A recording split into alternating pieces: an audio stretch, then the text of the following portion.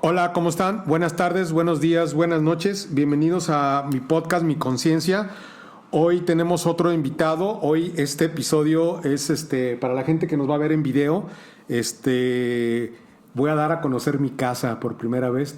Siempre había grabado en video en mi recámara, pero ahora lo voy a hacer desde la sala de mi casa, así que muchos de la gente que nos va a ver y que va a ver los clips en TikTok y en otras redes sociales, pues van a conocer una parte íntima de mi casa. Y bueno, hoy tenemos un invitado para mí y mi familia es muy especial. Es alguien que se ha convertido en parte medular de mi familia. Algún día se sabrá el por qué, pero ahorita no es el tema de la conversación de hoy en día. Es una persona que tenía tiempo de quererla invitar por diferentes factores. Él es médico, se llama Nicolás Soto Hernández, tiene 27 años, es estudiante de medicina y como lo hemos platicado en muchas ocasiones, yo quiero darle voz a mucha gente de diferentes ámbitos y platicar de diferentes temas porque mi podcast va dirigido a un público en general y yo quiero toda aquella persona que se quiere dedicar a algo de temas de salud, concretamente medicina, o que se quiere dedicar a este tema, sí me gustaría que Nicolás nos platicara un poco de lo que se vive en el tema de estudiar en la Facultad de Medicina. Tengo entendido que la Universidad de Guadalajara es de las facultades de medicina más prestigiadas del país. No es según yo, pero eso tú me lo vas a decir. Según yo no es la mejor, o bueno, no es la más prestigiada, no es que eso de la mejor o lo peor, creo que es muy subjetivo, ¿no? O es muy según cada una de las personas. Y bueno, para no acaparar tanto el micrófono, Nicolás Soto Hernández tiene 27 años, médico cirujano partero por parte de la Universidad de Guadalajara, actualmente estudiante de posgrado de neurociencias en la UDG. Muchas gracias, Nicolás, por aceptar la invitación. Bienvenido al podcast Mi Conciencia. No, pues muchas gracias, Víctor, por la invitación. Siempre un placer hablar de estos temas con alguien y sobre todo si hay alguien allá afuera que quisiera escuchar sobre cómo es esta experiencia, pues bueno, hablar un poco de ella es grato para mí. Claro. Oye, Nicolás, a ver, cuéntame algo. ¿Por qué medicina y no a lo mejor maestro de primaria? ¿Por qué no a lo mejor científico? ¿Por qué no matemático? ¿Por qué no alguna carrera humanista como, no sé, como abogado, como los hippies que estudian ¿cómo se llama? Filosofía y letras, ¿no? Digo, no lo sé. ¿Por qué concretamente medicina? ¿Por qué medicina? Esa es una muy buena pregunta. Objetivamente yo no crecí deseando ser médico. Hay personas que toda su vida desearon ser médicos, pero ese no fue mi caso. Yo en todo mi desarrollo yo juraba que iba a ser antropólogo o iba a estudiar historia, porque era lo que me apasionaba y en ese momento quería ser Indiana Jones o cualquier otro historiador guay que salía en alguna película, pero cuando llegué ya a grados más superiores como la preparatoria, empecé a ver cómo mismos compañeros en mi familia o profesores en el lugar donde estudiaba me comentaban, oye, siendo tan buen alumno, ¿por qué no estudias medicina? Y bueno, ahí es donde fue naciendo como esa idea de, ok, medicina puede ser algo para mí, pero algo que creo que detonó en mí, o por lo menos me hizo ver que tal vez la medicina iba a ser mi futuro, es cuando empecé a investigar sobre trastornos mentales. Sé que muchos escucharán esto de trastornos mentales, ok, eso es extraño, pero cuando empecé a investigar sobre la depresión por mismos casos que veía en mis amigos, en personas cercanas a mí, me empezó a interesar el tema de la depresión y algunos otros trastornos psiquiátricos como es la esquizofrenia. Una vez que empecé a leer más sobre estos trastornos, me di cuenta que muchas veces los tenemos estigmatizados, tenemos ideas un poco arcaicas sobre cómo se manejan estos tipos de trastornos y cómo es un poco de pues prohibido hablar de ellos o que no deberán que ser expuestos de tal forma, cuando realmente pues se debe que hablar de ellos y se deben que manejar. Pues bien, cuando empecé a tener estos intereses, hizo un clic natural esas dos partes de ¿por qué no estudias medicina? Porque eres un buen estudiante y realmente se me daban muy bien las ciencias biológicas. ¿Y por qué no también estudiar algo para ayudar a personas, específicamente a las personas con depresión? Entonces ahí fue como dije, ok, le puedo dar una oportunidad a medicina para ver si pues logró entrar, porque por lo menos en la Universidad de Guadalajara sigue siendo la carrera que pide más puntaje en su examen de admisión.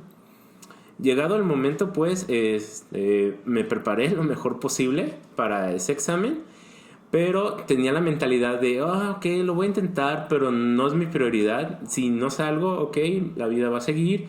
Y de hecho ya estaba pensando en si no quedaba en medicina, estudiar biología. Y pues bueno, fue tal mi un poco apatía por no prepararme, que no estuve en cursos preparativos previos al examen de la universidad. Y llegado el momento, pues efectivamente sí, saqué una calificación aprobatoria bastante buena. Y así es como ingresé a la Universidad de Guadalajara específicamente y a la Facultad de Medicina, que está en el Centro Universitario de Ciencias de la Salud. Oye, y cuéntame, ¿cómo fue tu vida de niño? Un poco. Mi vida de niño, pues siempre fui ese niño estudioso y que le encantaba leer libros, que no salía mucho a la calle. O sea, eres lo que dicen coloquialmente ñoño o algo así. Se podría decir que sí, el ñoño del grupo. Normalmente era el que hacía las tareas, el que participaba. Porque es curioso, porque a pesar de que no salía mucho a la calle, siempre me gustó ser muy social. Y sobre todo hablaba de ñoñería, si podríamos decir así. Como de, he leído sobre esta parte de la historia porque, como le comento, me gustaba mucho la historia en ese momento. Y hablaba mucho de datos históricos, hablaba mucho de animales, hablaba mucho de cosas que leía en los libros o tal cual de literatura. Entonces, como medio adaptativo, cuando veía que empezaban a haber bullies o personas que molestaban a otras, lo que muchas veces hice es que, además de que pues recibía bullying, como todos llegamos a recibir en algún momento en nuestro desarrollo, me di cuenta que si los empezaba a ayudar con sus tareas, no hacérselas, sino a veces explicarles, tener la paciencia de hacerle, o tal cual de, ok, dime qué te hace falta y yo te ayudo. Entonces les empecé a ayudar a los que bulleaban, por lo menos en mi escuela, y eso pues me ayudó a que tenía ese colchón, ¿no? Como de, los que bullean ya pues no me molestan porque yo también les ayudo en las cosas académicas. Entonces sí, se podría decir que era el niño del ñoño que le encantaba leer, le encantaba también, me encantaba ver películas. ¿Qué tipo de películas son las que te gustan? Pues me gustaron las históricas, básicamente. A ver, por ejemplo, cuéntanos de una. Por ejemplo, recomiéndanos una, a ver. En ese momento, una que me haya gustado mucho, una que me salta así realmente ahorita, por ejemplo, Troya, que sé que completamente no es histórica, es más bien mitológica, pero todo ese ámbito grecolatino, histórico, pues me llamaba mucho la atención.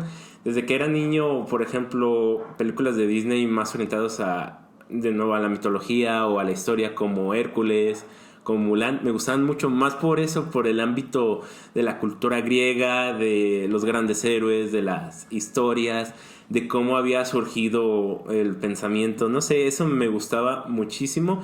Había otra película, por ejemplo, también Indiana Jones, que dije al inicio, un referente, ¿no? Como esos tesoros perdidos o grandes misterios de la historia y cómo alguien los revelaba, pues wow, me parecía impresionante. A ver, un momento, yo también soy gran fan de Indiana Jones, casi no lo menciono, pero a ver, ¿cuál fue tu película favorita de la saga de Indiana Jones?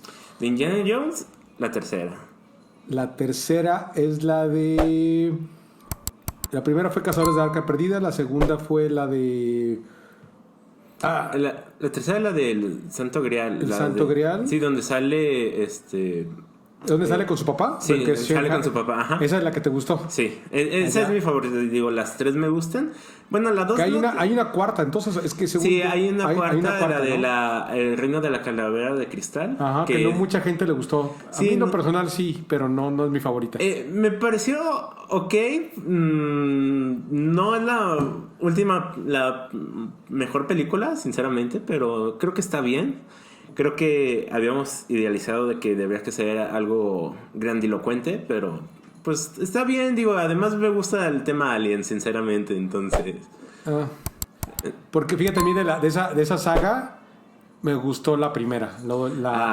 La primera, Los Cazadores del Arca Perdida. La segunda, quiero acordarme del nombre de la segunda película, que me fue ahorita el nombre por completo, donde están en la India, si no me equivoco. El Templo de la Perdición. El Templo de la Perdición. Esa película, rápidamente una anécdota, esa película yo la vi yo siendo prácticamente adolescente, yo creo que tenía como 14 años, y me tocó ir al cine a verla. Me acuerdo, fui a los cinemas Tolsa, no sé si alguna vez los conoces. Sí.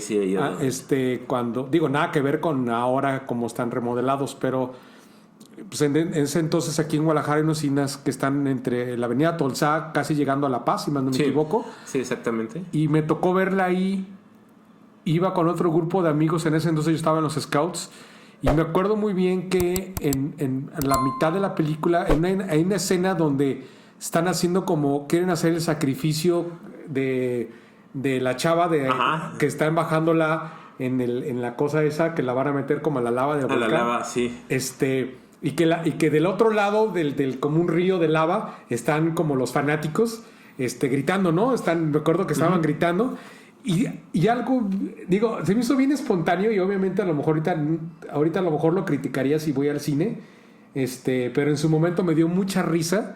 En ese entonces estaba muy fuerte, eran los 80 según yo, y en ese entonces el tema del fútbol, y particularmente en Guadalajara, las Chivas tenían como cierto, creo que estaban por ganar o ganaron un campeonato, eran como en ese momento el equipo en la ciudad, era el equipo, y no es el motivo hablar de deportes, pero a lo que voy es que de repente cuando estaban en esa escena, yo creo que la gente estaba tan emocionada viendo la película que empezaron a gritar. Cuando empezó esa escena de que estaban gritando al otro lado, a alguien se le ocurrió en el cine gritar Chivas, Chivas, como si, no sé si alguna vez has ido al estadio.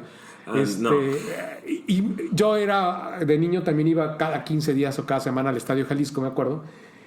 Y todo el cine empezó a gritar y me dio mucha risa. O sea, no sé, me llegó ahorita el flashback y me dio muchísima risa el que la gente empezara a gritar en el cine Chivas, Chivas, ¿no? Y me dio mucha risa. Hoy por hoy yo creo que si voy al cine y alguien empieza a hacer esa payasada, a lo mejor no la tolero. O sea, porque a lo mejor estoy más sumergido en la historia, ¿no? Y en toda la parte audiovisual y más ahora que los cines se convierten en una experiencia multimedia, ¿no? O sea, sí, claro. Las pantallas grandes, el sonido y todo este rollo, ¿no?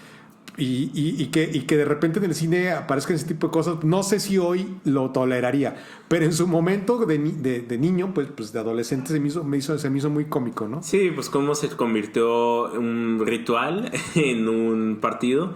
Y de hecho todavía llega a suceder, me viene a la mente que en alguna experiencia, en alguna película de terror un poco mala, sí terminamos haciendo chistes durante la película, toda la sala, y fue pues bastante enriquecedor, que todos consideramos que era un poco aburrida la película, entonces mejor hacíamos chistes de lo que aparecía en ella. Entonces sí, creo que es una muy buena experiencia. Hey, sí, te digo.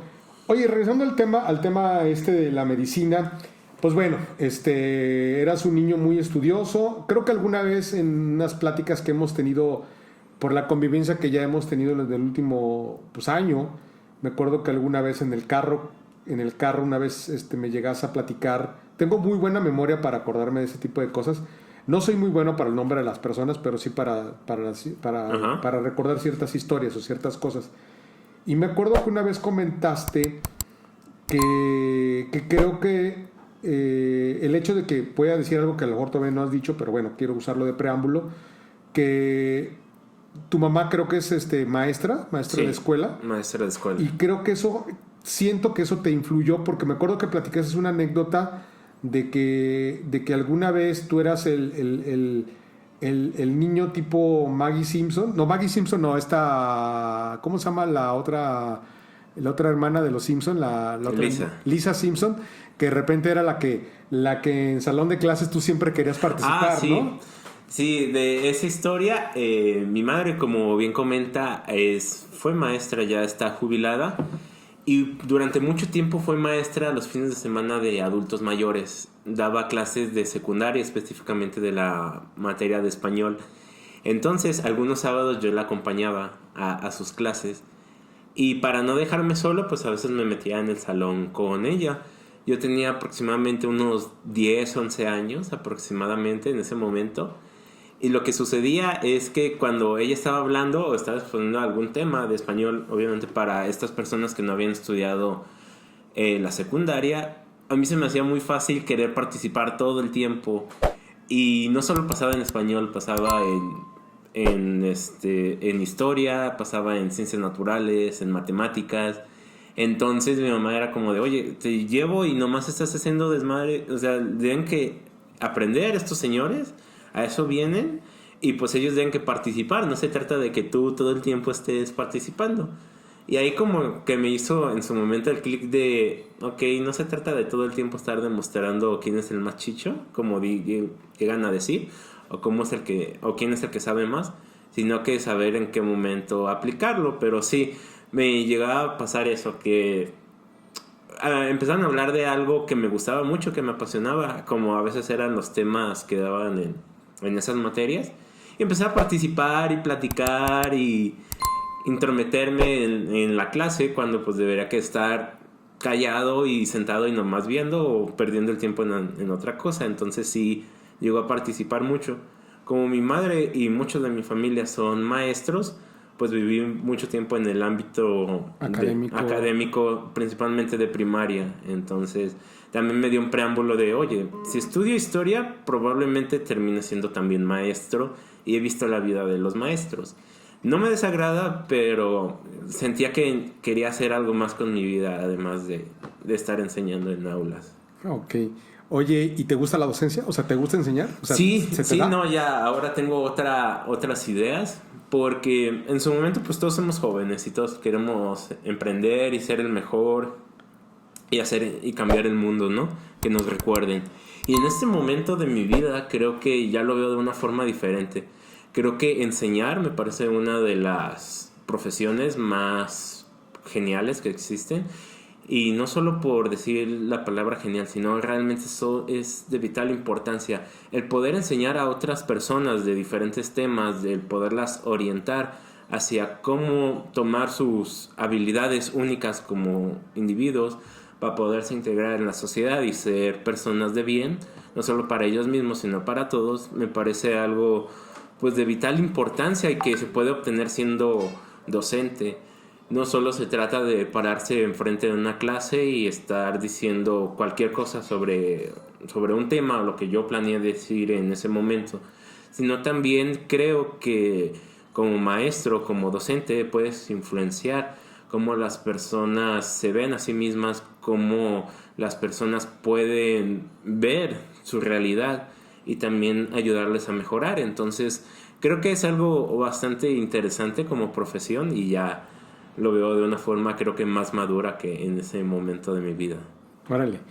Oye, ¿y en qué momento de tu vida te llegó como la chispa divina? Lo digo muy mamonamente, pues. O el momento eureka, vamos a decirlo de una manera mejor, el momento en que dices tú, me voy a dedicar a la medicina. Ese momento sonará chistoso, pero sí fue cuando me quedé. Cuando vi mi puntaje y vi que realmente quedé.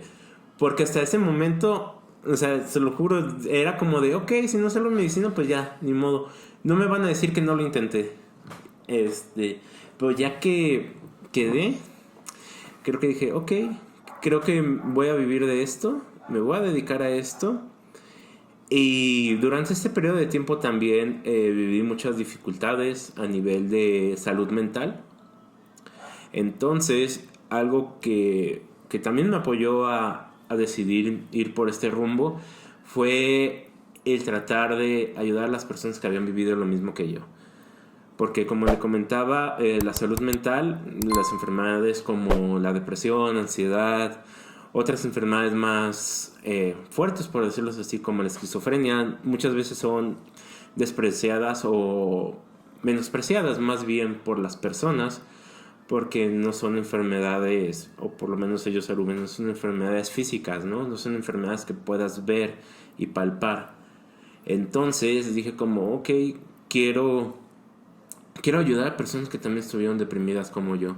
Jóvenes que querían la ayuda de alguien, pero no sabían cómo buscarla. Y una vez que la buscaban, pues realmente algunos profesionales con los que estaban no habían llevado un proceso similar a ellos, no habían, por así decirlo, puesto en sus propios zapatos. Entonces, creo que ese fue el punto donde dije, ok, puedo hacer algo con mi vida, puedo hacer algo con esta oportunidad, ya que tengo el puntaje, voy a entrar, voy a estudiar medicina, quiero orientarme hacia eso. Entonces creo que fue esa chispa divina que usted dice, donde creo que puedo hacer algo con esto y quiero hacerlo. Entonces fue el momento donde sí decidí que no solo fue obra divina que entré mágicamente a esa carrera, sino que ya que estoy ahí, ¿qué puedo hacer para mejorar en donde estoy y darle un sentido a todo este esfuerzo que estoy aplicando? ¿Eres religioso? No, ¿Pero te consideras espiritual o eres netamente de corte científico? No, creo que soy un híbrido, porque sí, aunque soy de muy corte científico, también tengo esa parte espiritual, que tal vez no la expreso totalmente, pero sí me gusta creer que hay fuerzas universales, no quiero nombrarlas o etiquetarlas como algunas religiones les gusta hacer, pero esas fuerzas a veces se involucran en nuestros procesos, pues netamente científicos, humanos, y pues a veces hay cosas al azar que uno se pregunta, ¿realmente es al azar o hay algo externo que tal vez en este momento no podemos medir en la ciencia y por eso nos parece algo pues fuera de este mundo, ¿no? Algo divino, pero que tal vez en algún futuro, con nueva tecnología, con nuevas medidas, con nuevos aparatos, podamos medirla y decir, ok, tal vez esta parte espiritual, todas estas energías, tal vez puedan ser medibles y quién sabe, en un futuro conocibles desde el ámbito de la ciencia y no solo desde la parte espiritual. Claro. El otro día, en otro episodio que todavía no sale al aire y todavía va a tardar un ratito que lo saque al aire, platicando con una persona que estaba en Monterrey, un muy buen amigo, hablamos de un concepto que se llama ateísmo transhumano. A mí el concepto de ateísmo, yo lo acepto todavía, me sigue causando un poco de shock. A pesar de que yo sí creo soy más de corte científico, pero sin embargo yo sí me considero alguien espiritual. Uh-huh. Pero me gustó algo, no sé si coincidas, y creo que esto lo puedo platicar contigo porque al fin de cuentas tú eres hombre de ciencia, vamos a decirlo así. Uh-huh. Me dijo un concepto muy interesante que, de hecho lo he subido en redes sociales, en TikTok, en clips. Decía algo así como, creer en el ateísmo ayudó para despojarse como del sistema de creencias que su familia, sus padres, su madre, desde pequeño le inculcaron. O sea, todo su entorno familiar, social, le hicieron creer en un Dios, o lo personificaron en un Dios y en un sistema de creencias. Uh-huh. Y me dijo, es que ahorita yo soy ateo transhumanista. A ver, explícame cómo está eso. Sí, yo decidí ya no creer en Dios y despojarme de todo esto, pero para encontrar mi propio sentido de espiritualidad. O sea, y me gustó el concepto. O sea, como que lo que da a entender es, me salgo de mi sistema de creencias, o sea, dejo de creer en lo que colegios, padres, educación, bla, bla, bla, bla, me hicieron creer sobre temas religiosos, espirituales. Me hago ateo, me voy a hacer a la ala radical. Pero ya en esa ala radical yo hago mis propias como investigaciones, leo, me instruyo, uh-huh. Leo grandes filósofos, estudio las mismas religiones y todo. Y eso, el darle como la vuelta, entre comillas, me hizo llegar a un tema de que creo que existe alguien, hay algo más allá que obviamente nosotros le llamamos Dios o los budistas le llaman, bueno, Buda, ¿no? O otras religiones le llaman de diferente forma, ¿no? Sí, Digo, las monoteístas. Superiores. Ajá, un ser superior. Los monoteístas, ¿no? Porque también sabemos que hay ha habido muchas culturas que han tenido deidades que han sido politeístas y han creído, sobre todo por ejemplo, las de aquí de América, antes de que llegaran los españoles, por ejemplo, pues aquí mismo, ¿no? Que crean en el sol, en la luna. Los mexicas y los mayas. Y todo este rollo, obviamente, crean en todo lo que podían ver y sentir de su medio ambiente. O sea, creo que intrínsecamente el ser humano como que busca su lugar en el universo, en el cosmos, y como que dice, cabrón, yo, hay algo, ¿no? Sí, pero claro. se me hace muy interesante que te tienes que desprender de tu sistema de creencias para poder llegar a una conclusión de ese tipo. No sé qué piensas. Sí, creo que me parece algo extremadamente lógico el poder llegar a un punto de confrontación donde debo que dejar lo que ya conozco, en lo que crecí, en cómo me adoctrinaron para poder encontrar sentido en lo que podríamos llamar en el silencio, ¿no? Porque es cierto, tantas culturas, tantos siglos, tanto, ya iba a decir como la canción, tanto espacio de coincidir, ¿no? Tantos... Pablo Escobar, creo que se llamaba Pablo Escobar, ¿o no? ¿Cómo se llamaba ese? Eres de aquí de Guadalajara, el autor. no sé. Se apellida Escobar, pero se me fue el nombre. Pero bueno. Sí, dije, como el narcotraficante. Ahora sí, hay una cierta relación con el nombre, no con el nombre nada más, pero es un cantautor. Yo lo conocí hace muchos años. Es de aquí de Guadalajara, el señor. Bastante interesante, eso no lo sabía. Pero el punto es que hay tantos puntos de vista en este planeta a lo largo de la historia que han llegado al punto o a la hipótesis de que hay algo realmente superior a nosotros, ¿no? Algo que nosotros no controlamos y que parece que hasta cierto punto llega a dictar estos fenómenos, ¿no? Porque sí, en las religiones politeístas, pues la gran cantidad de dioses tratan de explicar la gran cantidad de fenómenos que sucedían en su alrededor, ¿no? Cómo existían los eclipses, cómo el sol salía todos los días, cómo la luna salía todos los días, cómo cambiaba de fase, cómo llegaba el tiempo de siembra, cómo se iba, cómo llegaba el frío, cómo caía la lluvia. Traté de explicar todos estos fenómenos que ahora, pues, afortunadamente sabemos que es todo parte de todo este proceso natural, ¿no? De nuestra existencia en el planeta Tierra. Pero sí me parece algo bastante interesante de que a veces sucede eso, ¿no? Que debemos que desprendernos de nuestras creencias, de todas estas ideas que se nos han inculcado a lo largo de la vida, para poder, una vez que estamos como en un cuarto en blanco, un cuarto en silencio, poder empezar a reconstruir lo que nosotros creemos sobre esas mismas creencias, poder decir, ya que estoy fuera de las ideas o de el juzgar esas creencias, qué es lo que yo como ser humano, en mi experiencia, en lo que he vivido, en lo que he visto, en lo que he leído, qué es lo que yo puedo llegar respecto a esas fuerzas. Y tal vez sí llegamos a esas conclusiones, ¿no? Que es parte de lo que le comentaba. Que tal vez no crea en un ser etiqueta a Dios que gobierne todo, pero sí me parece que existen otra clase de fuerzas que intervienen en la naturaleza, que de nuevo aún han sido abordadas de diferente forma, puesto que el universo todavía está lleno de muchas incógnitas que todavía no sabemos como seres humanos, y el que no lo conozcamos no significa que no existan.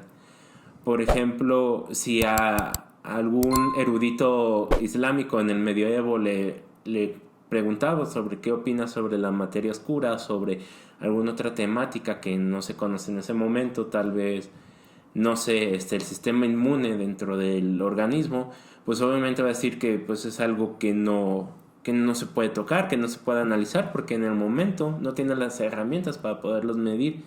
Entonces, pues es algo que no debería que existir, ¿no? Porque si no lo veo, si no lo mido, pues no existe. Entonces, creo que en esta parte de la historia nos falta mucho como humanos por evolucionar para llegar tal vez a comprender que existen tal vez estas fuerzas intervinientes en nuestra vida. Claro.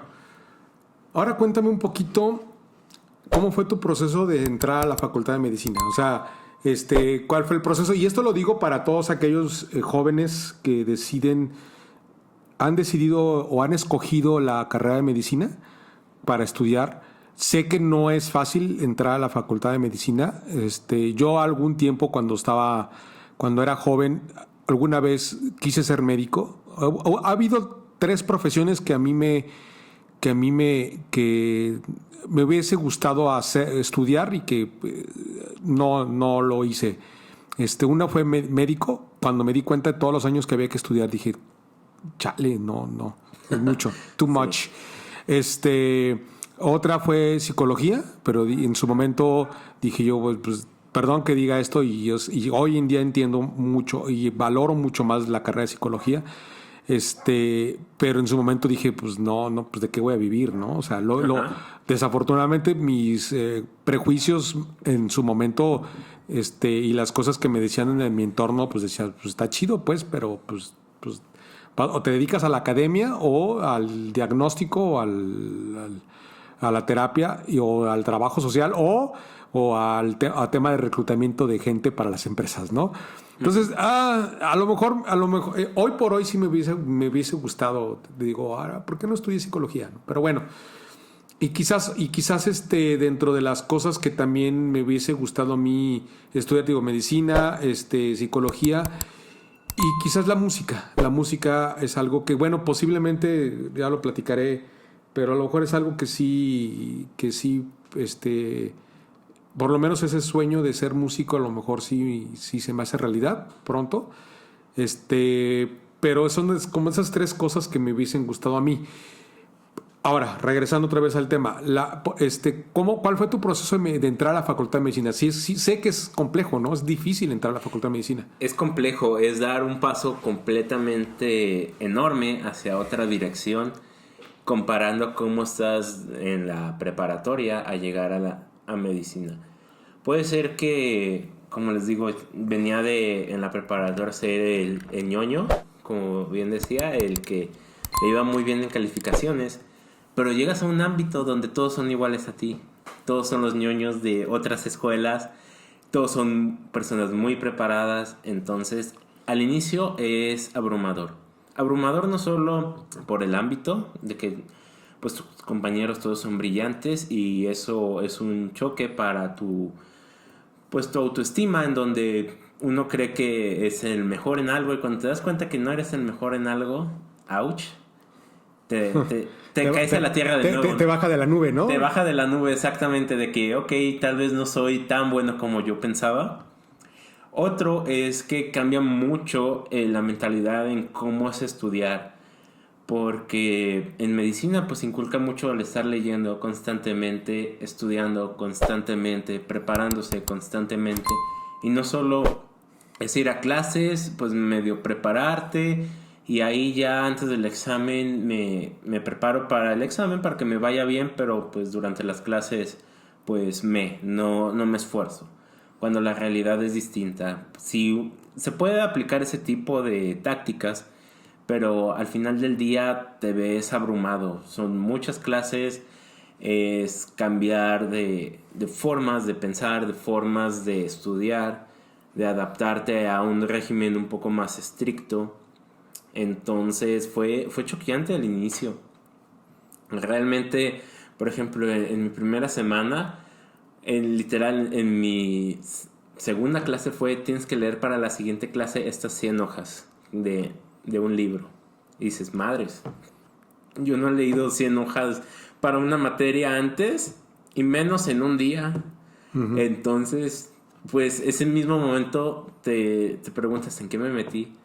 ¿Qué estoy mereciendo para leer tanto y esforzarme tanto? Y llegado el momento, ya cuando vas a esa clase, y dices, ok, más o menos leí, bla, bla, bla, creo que estoy listo. Y te hacen una prevaloración, te hacen un examen durante esa clase y te das cuenta que no sabes nada. Entonces ahí de nuevo, otra vez caes a la tierra y dices, diablos, entonces, ¿esto va a ser todos 6 años? O más. O más. Sí, ya hablamos un poco de eso, sobre las especialidades, pero sí, o más tiempo. Y creo que es un proceso de adaptación. Aunque parezca ahorita muy choqueante, muy difícil, la medicina es una carrera hermosa en donde creo que parte de la esencia que debe haber es que te guste lo que estás aprendiendo. Ya sea que te guste la parte biológica, ya sea que te gusta la parte social que también tiene la medicina, o te guste cualquier otra parte científica dentro de esta área, eso que te ayude a motivarte a estudiar, porque al ser unas materias tan tediosas, con tantas horas de estudio, con tantas horas de estar invirtiendo parte de tu vida en ello, el que no te guste, el que no le veas sentido, el que lo hagas por nomás, pues bueno, siento que es una pérdida gigante de tiempo y de esfuerzo, y vas a terminar estresado y bloqueado porque pues realmente estás esforzando mucho hacia ninguna dirección. Entonces sí siento que es parte de esas carreras, parte de esas profesiones donde te debe que gustar algún aspecto de todo ese espectro que es medicina, para que encuentres pues sentido en todo lo que haces, porque si llega a ser muy tedioso, llega a ser muy pesado. No, tampoco quiero pintarlo de color rosa como de vas a entrar y ya todo va a ser maravilloso y en un abrir y cerrar de ojos ya se acabó el tiempo. No, ya cuando lo ves de retrospectiva sí parece que fue poco tiempo, pero créanme, cuando hablo con otros compañeros que hicieron otras carreras y digo, diablos, ellos ya están trabajando, ya llevan hasta 2 o 3 años laborales, ganando su propio dinero, y yo sigo estudiando en medicina, sigo desvelándome, haciendo exposiciones, leyendo, esforzándome todos los días. Entonces sí llega a ser un momento pues realmente donde te preguntas si es realmente lo mejor que pudiste haber decidido para ti mismo. Entonces, Es una carrera que tienes que machetearle mucho. O sea, sí, cosas que te tienes que aprender de memoria, ¿verdad? Tienes que tener muy buena retención de cosas. Debes que aprender unas cosas de machete, como bien dice, pero es una de esas profesiones que también, como vas aprendiendo cosas, vas a ir ligando unas cosas con otras. Tal vez llega un momento donde sí, al inicio te vas a machetear la anatomía del cuerpo, o cómo son las células, o cómo funcionan las células. Pero les prometo que una vez que llegan a ese punto y empiezan a ver otras materias, dices, ok, tienes esta anatomía que aprendí de machete, pero también después me ayudan a comprender por qué existen ciertos movimientos, por qué las estructuras son de ese modo, por qué su funcionamiento es así. Entonces no se trata solo como de machetear, sino con el paso del tiempo y cómo van pasando las materias que están organizadas de un modo lógico para aprenderse. No es como que lleguemos en primero y ya vamos a aprender farmacología, vamos a empezar a recetar paracetamol, que es como el chiste más clásico, el chiste más clásico, sino que debemos que llegar al proceso mental de esta parte del cuerpo funciona de esta forma, se enferma de esta forma y vamos a tratarla de esta forma. Entonces todo eso se va ligando ya para que al final o a mediados de la carrera empieces a tener un proceso lógico del por qué haces tal cosa, por qué pasa tal cosa, por qué cuando se enferma tal órgano pasan estas cosas, A, B y C. Entonces creo que al inicio podríamos decir que se trata un poco del machete, sí, no lo voy a negar, pero con el tiempo y si uno pues va estudiando en él, va madurando esas ideas hacia procesos. Ok, hay dos cosas que hay dos temas que a mí me gustaría preguntarte. Ajá. Hay como 3 más, no sé si nos alcance el tiempo porque yo sé que puede ser extenso. Uno de ellos es lo que haces actualmente sobre el tema de investigación. Ajá. qué es lo que haces, cuál es el objetivo de la parte de tu trabajo de investigación. Otra cosa, sí me gustaría que nos platicaras a la audiencia tus anécdotas ya una vez que saliste como médico cirujano partero, porque alguna vez has platicado algunas anécdotas aquí en la familia, sobre el tema de las cosas que que te tocó vivir en la parte de, ¿cómo en residencias, creo, cuando Ajá. eras residente. Sí, como interno. Como interno. Ajá, a lo mejor los conceptos todavía no los no los Sí, manejo no se preocupe, ahorita tan bien como hablamos de tú. ello. Ajá. Y otra cosa que sí me gustaría, son tres cosas que no quiero que se nos escapen de este episodio, es a dónde va, al fin de cuentas, Nicolás Soto en un futuro, o sea, para dónde va dirigido. Y si quieres, vamos en orden, si quieres, para que mentalmente vayas hilando los tres conceptos. Quizás la parte de cuando eras residente, no, Interno. internista, después hoy que eres investigador y qué es lo que investigas, porque se me hace muy interesante lo que has platicado del tema de Ajá. investigación. Digo, quiero que tú lo platiques, me gustaría que tú lo platicaras. Y tercero, hacia dónde vas a dirigir tu carrera de medicina, hacia dónde vas. Como que será como esos tres grandes bloques que sí quisiera como abarcar, ¿no? Sí. Ahora sí tú dime. Sí, creo que como los comentó están perfectamente ordenados y de hecho quería abordarlos así. Porque cuando hablamos de medicina muchas veces no queda como claro cuál es el orden de cómo es la educación, por lo menos aquí en México. Lo que pasa en medicina, una vez que pasamos 4 años estudiando en aulas o teniendo pequeñas prácticas en la clínica, una vez que pasamos esos 4 años, hay un año conocido como el internado. El internado es un periodo de tiempo de un año, como les comentaba, donde lo pasamos en un hospital de nuestra elección que se encuentre en nuestra zona metropolitana, por ejemplo, aquí en Guadalajara. Y durante ese año pasamos tiempo ayudando en diferentes áreas del mismo hospital. Los 4 ángulos, más bien son 5. Los 5 áreas principales que vemos es ginecobstetricia, que para quienes no lo saben es donde se tratan a las mujeres, está el tratamiento del embarazo y también la resolución en el parto. Esa es ginecobstetricia. Está pediatría, donde tratamos niños. Está medicina interna, donde tratamos las enfermedades generales que todos esperaremos ver, como influenza, enfermedad renal crónica, todo lo que no tenga que ser intervenido quirúrgicamente, sino que es algo más orgánico. La parte quirúrgica o cirugía general, que son el área donde vemos todas estas enfermedades que se resuelven por medio de procedimientos quirúrgicos, como puede ser apendicitis, otras especialidades como oftalmología, cardiovascular, y por último el área de urgencias, ¿no? Tanto urgencias de adultos, que espero que no todos lleguemos a esa área, y el área de urgencias pediatría. Ok, entonces en cada una de estas pasamos aproximadamente 2 meses. Y ya sé que ahorita me dirán, pues bueno, son 10 meses, ¿no? ¿Qué haces los otros 2 meses? Pues hay 2 meses libres que normalmente hay en las diferentes instituciones para estar en áreas aún más específicas. Como por ejemplo, si a mí me interesara neurología, puedo pasar un mes en neurología y otro mes en alguna otra área, tal vez epidemiología, que es la especialidad que habla sobre las diferentes estadísticas que hay sobre las enfermedades, la población que tratamos, y pues lleva a cabo los registros que hay en un hospital, ¿no?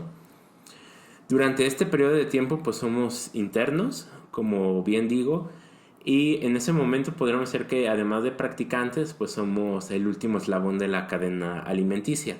Con esto quiero decir que pues somos los encargados de hacer los procedimientos de tomar muestras de sangre, llevarlas, o también nos vamos formando en cómo dar consulta, cómo llenar ciertos papeles, como por ejemplo actas de defunción o ingresos. Y de eso nos encargamos, somos realmente los soldados rasos en esta guerra conocida como el sector salud. Y nos encargamos de todo un poco, llegamos a ser todólogos, llegamos a intentar aprender cómo se hace una radiografía cuando nos la exigen lo antes posible. nos volvemos en camilleros cuando también se nos pide, porque tenemos que llevar cierto paciente a cierto lugar en el menor tiempo posible y de la mejor forma, porque es un paciente crítico. También se nos pide a veces llegar a ser máquinas humanas, porque literalmente nos la pasamos ambuceando, que es este procedimiento de estarle dando oxígeno a las personas o aire por medio del ambú, que es este globito que todos hemos visto. Llegamos a hacer también papelería, llegamos a hacer tantas cosas, porque es un proceso de enfrentarnos a la realidad del sistema de salud, en donde pues debemos que trabajar con lo que tenemos bajo las premisas a veces precarias que hay en los mismos hospitales, y pues tratar de dar el mejor trato posible con ese material. Entonces, pues es un periodo de tiempo bastante estresante para las personas, porque nos acostumbran a llevar un ritmo de vida bastante pesado, con guardias mínimo ABCD, es decir, cada 4 días estar 24 horas o más en el hospital, a darte cuenta que pues debes que administrar bien tu tiempo, porque vas a pasar mucho tiempo en el hospital haciendo diferentes trabajos, y el poder darte cuenta que pues es parte del ejercicio que vas a llegar a emplear a futuro, pues es importante. Fue durante este periodo de tiempo donde les platicaba algunas anécdotas que tuve, porque pues realmente te la vives allí. Todo ese año te la vives mayoritariamente allí, sin hablar de las residencias médicas, que pasas aún más tiempo allí, que en un momento más les explicaré qué es lo que sigue de eso. Pero sí, durante el internado pues rotas por varias áreas, y pues vas llegando ahí y debes que irte adaptando a ciertas cosas, como son los pacientes, cómo debes que tratar con los diferentes trabajadores de la salud, cómo es tu relación con ellos. Debes que aprender cómo es también el mismo hospital en donde estás, como cuál es la mejor comida que hay por allí, porque a veces no vas a tener tiempo de comer. Cómo debes que administrar el poco material que hay, donde dices, material que veo, material que guardo, porque posiblemente a futuro no haya, y es mejor que yo lo tenga guardado para poderlo aplicar con mis pacientes, ¿no? Para que ellos no sufran esta escasez de cierto material que hay en los hospitales. Y sí, pues hay muchas historias al respecto. A ver, por ejemplo, una que a lo mejor, que, digo, aquí no hay censura, afortunadamente en podcast no hay censura, pero pues algo que a lo mejor puedan escuchar los mi audiencia, que les haga sentido y que a lo mejor les ayude, o ya sea decir, déjale entro a medicina, o que te digan, no, pues no, como no es lo mío, ¿no? Sí, por ejemplo, el área de obstetricia, que es donde se reciben los bebés, donde llegan las madres embarazadas a parir, pues es un área muy concurrida, como se imaginará, de 24 horas de estar trabajando. Y cuando estás en esa área, pues realmente tu sueño se ve nulificado a cero, si es que llega a haber pues momentos para dormir, ¿no? Claro. Por ejemplo, me queda muy claro ese recuerdo de una guardia. Llevábamos pues ya casi 20 horas de pie trabajando entre partos, estar monitorizando a las madres que estaban allí, estar en consultas, porque pues llegan y tienes que revisarlas para ver cuánto tienen de dilatación o si es un posible ingreso o no. Y me viene mucho a la mente que eran cerca de las 5 de la mañana más o menos, y por fin había bajado la cantidad de pacientes que había. Entonces era como, por fin voy a poder dormir después de un largo día muy pesado, en el que tampoco había cenado, no había comido. Entonces pues a veces las prioridades, ¿no? Dormir sobre comer. Y recuerdo que pues en este hospital en donde estaba, pues no hay un área para los internos ni los residentes. Entonces, ¿dónde dormíamos? Pues debajo de las bancas de donde se sientan los pacientes, que me imagino que muchos de ustedes, incluyendo Víctor, has visto que son de metal, Sí. de tres.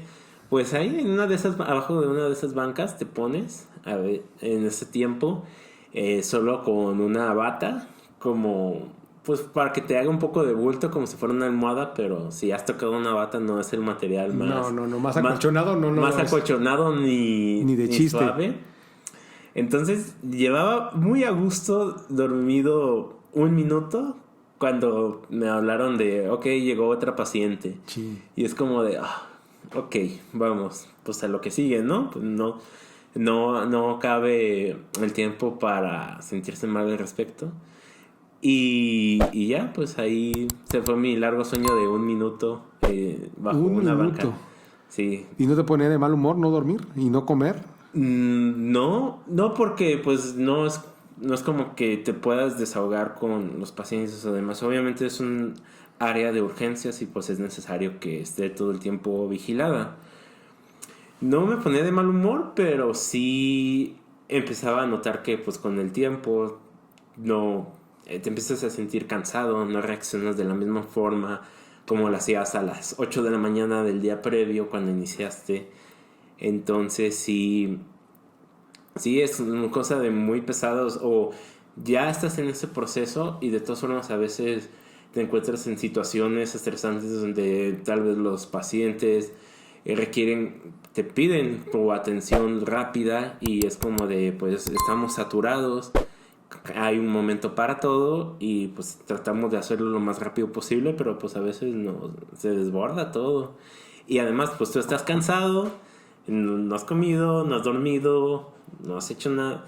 No has hecho nada de tus funciones básicas, entonces pues es un área que llega a ser conflictiva, ¿no? Claro. Entonces, pues es parte de lo que se vive o resolver situaciones de necesitamos tal material y no hay, pues hay que tratar de realmente, no sé, que necesitemos algún tipo de liga para sacar muestras de sangre.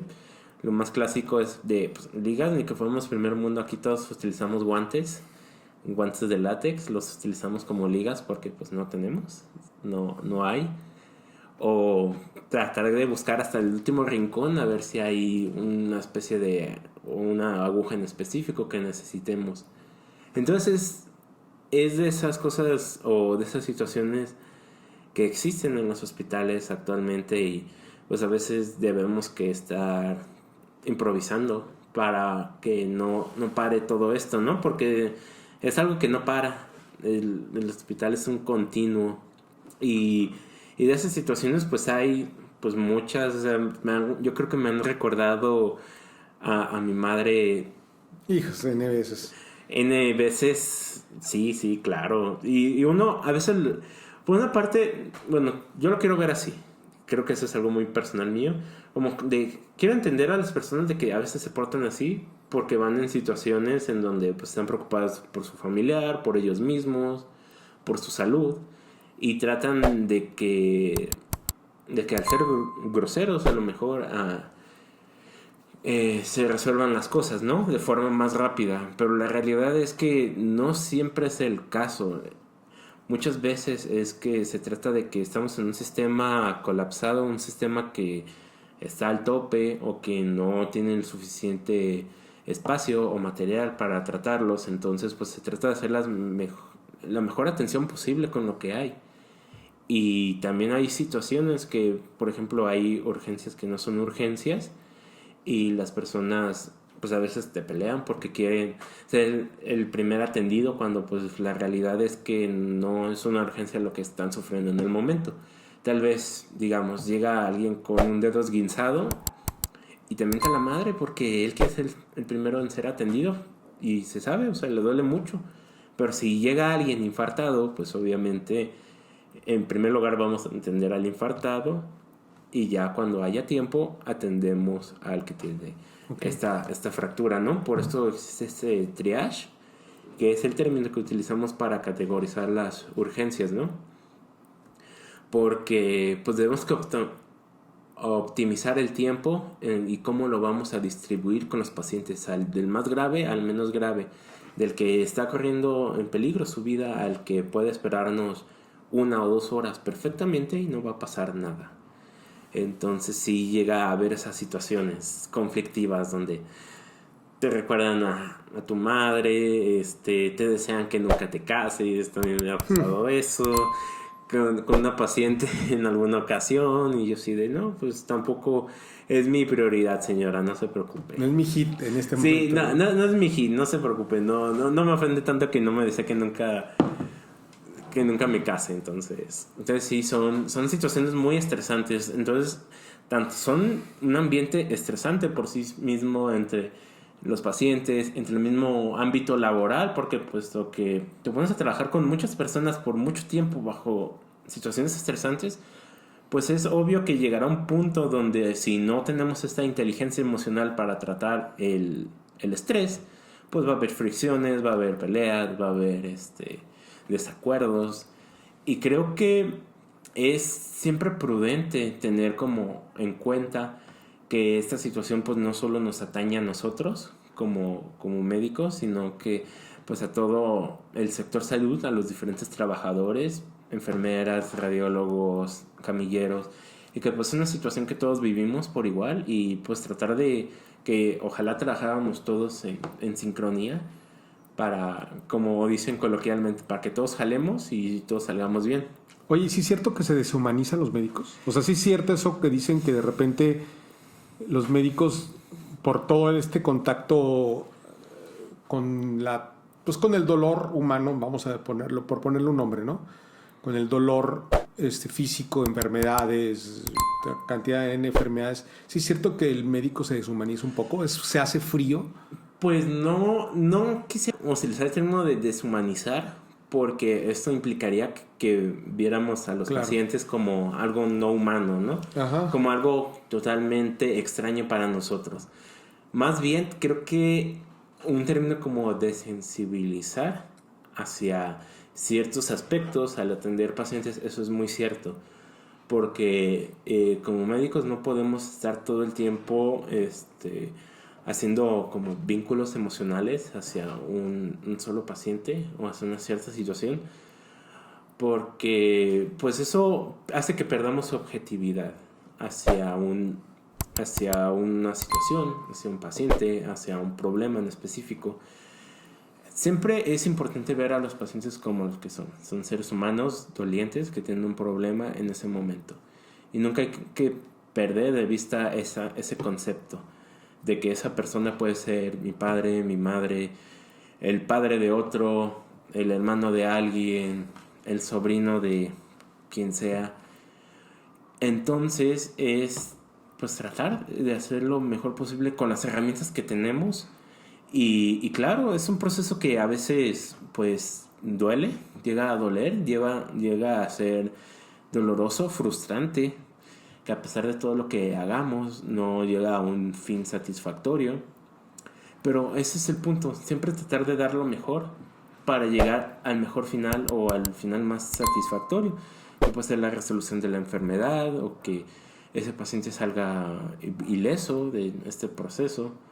Pero pues no siempre se puede, entonces también es parte de aceptar que incluso, por ejemplo, la muerte es parte del mismo proceso natural del humano, vida. ¿no? De hecho, para que haya vida tiene que haber muerte. Es un proceso infinito. Es un proceso, ¿no? Exacto. Entonces, no llegas a deshumanizarlo, sino que llegas a aceptar como que hay cosas que tú puedes resolver como médico y hay otras cosas que no puedes del todo solucionar, o que a pesar de que hiciste todo lo posible para solucionarlo, pues no puede llegar a esa resolución, ¿verdad?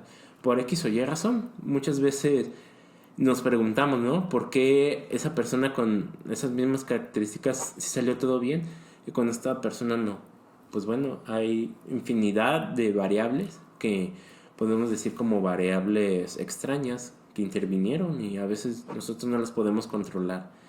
Entonces es importante eso, no dejar de pensar de que la persona enferma enfrente de nosotros es un ser humano igual que nosotros, está sufriendo, y si hay una forma de que nosotros podamos ayudar para ese sufrimiento, esa enfermedad, pues tengamos que hacer todo lo posible para ayudarle, ¿no? Sabiendo que tenemos limitaciones. Tampoco... Claro. Y que son humanos y que sienten. Ajá. y que tienen sentimientos y que... Ajá. y que- Exactamente. porque esa es una parte que cuando me tocó vivir el proceso de muerte de mi mamá, me tocó ver cómo pacientes en el hospital, que estuvimos en el hospital del IMSS, que está por Lázaro Cárdenas, no me acuerdo cómo se llama el número de clínicas. La 49. Creo que la 49, la que está en Plaza Las Torres. Sí.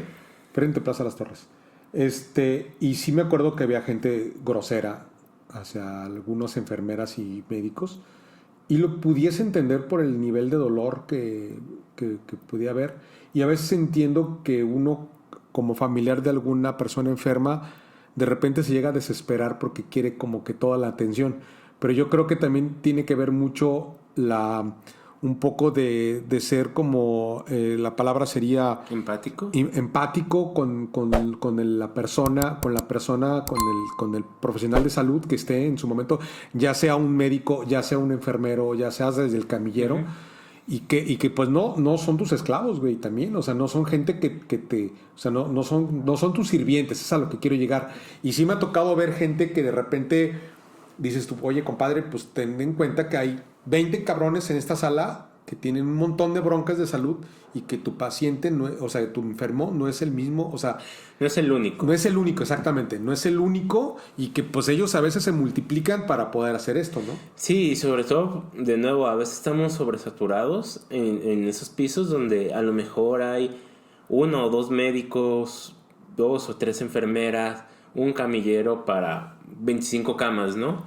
Y dices, diablos, debo que estar consciente de 25 personas, y el que a veces parece que se capitaliza de, es que quiero que esté todo el tiempo aquí con mi enfermo, de por qué no le está bajando el suero, o por qué está goteando más lento que el de X persona. Y te digo, es un proceso, creo que empático bidireccional. Tanto nosotros entendemos que pues los familiares están en un proceso difícil, en un proceso en donde tienen a un ser querido enfermo enfrente de ellos, que puede estar o no en riesgo de muerte, como también ellos entiendan que pues a veces pues son situaciones que nos superan a nosotros mismos. No somos una legión de trabajadores, eso es cierto, a veces estamos limitados en la cuestión de recursos humanos, claro, y también recursos materiales. Claro. Entonces creo que es un equilibrio, tanto de ustedes entiéndanos como nosotros los entendemos a ustedes. Y claro, quisiera generalizar de que todo siempre es así. Obviamente va a haber personas que van a ser más difíciles, va a haber trabajadores de la salud que también sean difíciles, ¿por qué no? Entonces a veces pues son cosas que pasan, ¿no? Okay. Y pues qué más quisiéramos de dar el mejor trato posible a todos, porque es lo que nosotros mismos quisiéramos para nuestros familiares, pero pues hay limitaciones, claro, limitaciones. Oye, para cerrar este bloque y entrar al siguiente bloque de la investigación, nomás quería comentarte algo que me vino ahorita a la mente. Hace muchos años vi una película que seguro también creo que la has visto, te pregunto, la de Patch Adams, del doctor. Sí. Y casualmente, años después, quizás hace 2 años, cuando yo todavía vivía en Zapotlanejo, me acuerdo, lo tengo bien presente, que venía manejando de Zapotlanejo a Guadalajara y venía escuchando una entrevista que le hizo Adela Micha al médico original, o sea, al médico, al Patch Adam, digamos, de la vida real, sí, al que no personificó, bueno, no, obviamente Robin Williams, creo. Sí, de hecho es Patch Adams así, es un señor con pelo largo, sí, claro. Sí, y nomás como para, no quiero extenderlo mucho, pero en su momento me acuerdo que cuando yo vi esa película, yo dije, wow, o sea, qué padre que muchos médicos, o sea, que entiendan, digo, ese es lo que el mensaje, que es mi interpretación, y obviamente era una película, ¿no? O sea, yo lo sé, pero qué padre que a través de la risa y a través de esa parte como del buen humor, o como de esa parte, la gente sanaba. Y cuando escuché la entrevista con Adela Micha, del señor del que se inspiraron en aquella película que salió, según yo, en los 90s, ya ni me acuerdo en qué año Sí, salió. más o menos. Por ahí en los 90s o en los 2000s, ya ni me acuerdo, pues. El punto es que, pues el señor me acuerdo entre líneas, me acuerdo así, no quiero decir una tarugada, pero creo que el tema era que te decía que podía ayudarte a enfermar de ciertos tipos de cáncer a través de este tema de no nomás obviamente la quimio o la radioterapia, sino este concepto de hacerlo a través de ser feliz, no sé si el tema o de la risa o de esa parte, porque al fin de cuentas tu cuerpo entra en una situación genera químicamente una serie de sustancias que ayudan al proceso de sanación, ¿no? Pues el estado de ánimo sí es muy importante en este tipo de procesos. Claro, de hecho ahorita que lo comenta Patch Adams, yo creo que es de esas películas que me recomendaron en una u otra clase y la terminé viendo una o dos veces. ¿Te gustó a ti, título personal? Sí me gusta. ¿Y cuando la viste te reforzó tu vocación médica o dijiste, pues sí, está chida la película? No, está padre y tiene un buen mensaje. El mensaje, y usted lo comprendió bien, en el sentido de que un estado de ánimo positivo, optimista, a través de las risas, a través de todo este procedimiento que hacía Patch Adams, ayuda siempre, porque se ha visto, o sea, y no solo empíricamente, no solo en lo que es ver todas las personas en su práctica, ¿no?